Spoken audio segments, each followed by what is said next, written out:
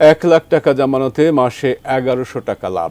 নীলফামারীতে Aziz cooperative commerce and finance bank নামের একটি প্রতিষ্ঠানের এমন লোভনীয় অফারের ফাঁদে পড়ে নিঃস্ব 200 আমানতকারী। 6 বছরের বেশি সময় ধরে প্রতিষ্ঠানটি কাজ করলেও এর বৈধতা নিয়েই সন্দিহান খোদ সমবায় বিভাগ। সাদ্দাম আলীর তোলা ছবিতে জানাচ্ছেন সহকর্মী মিল্লাদুর রহমান মামুন।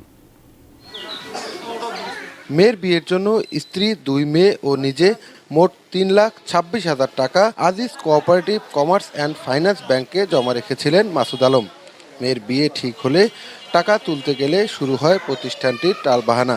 শেষ পর্যন্ত টাকা না পেয়ে ভেঙে যায় মেয়ের বিয়ে। মাসুদ আলমের মতো নীলফামারীর অনেকেই এখন ভুক্তভোগী। 1 লাখ টাকা জামানতে 1100 টাকা মিলবে এমন লোভনীয় অফার দিলেও গত 4-5 মাস থেকে টাকা পাচ্ছেন না প্রায় 200 গ্রাহক। লাভের আশা ছেড়ে এখন জামানত ফিরে পেতে ঘুরছেন তারা। কিছু টাকা করে রাখছিলাম যাতে আমার মেয়ে বিবাহ হবে, বিয়েটা আর হলো না, বিয়েটা ভেঙে গেল। আমার 1,10,000 টাকা, আমার এলাই বিশাল টাকা, আমার তো থাকিবারও জায়গা নাই। আশা দেয় যে আমার অমুক তারিখে দেবো, ফির দেয় না, ফির কোনোদিন অফিস বন্ধ থাকে, কোনোদিন খোলা থাকে। 2018 সালে নীলফামারী শহরের বড়বাজার কিচেন মার্কেট এলাকার এই ভবনের 2য় তলায় জাহিদ শাহ ফকির নামের এক ব্যক্তি আজিজ কোঅপারেটিভের অফিস নিয়ে বসেন। গত কয়েকদিন ধরে তালাবদ্ধ কার্যালয়টি, দেখা মিলছে না কর্মকর্তা কর্মচারীদেরও।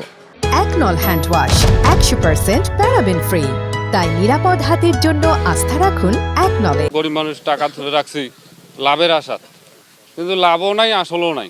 নতুন ডিট করতে বলতেছি, পয়সা ডিট করতে হবে না, আপনার ভাড়া আপনি পাবেন। তারপরে এই 2-1 মাস ভাড়া দিল, দেওয়ার পর ভাড়াও বন্ধ, আর 2 লাখ টাকা আমি রাখছি, ওই টাকাও দিচ্ছে না।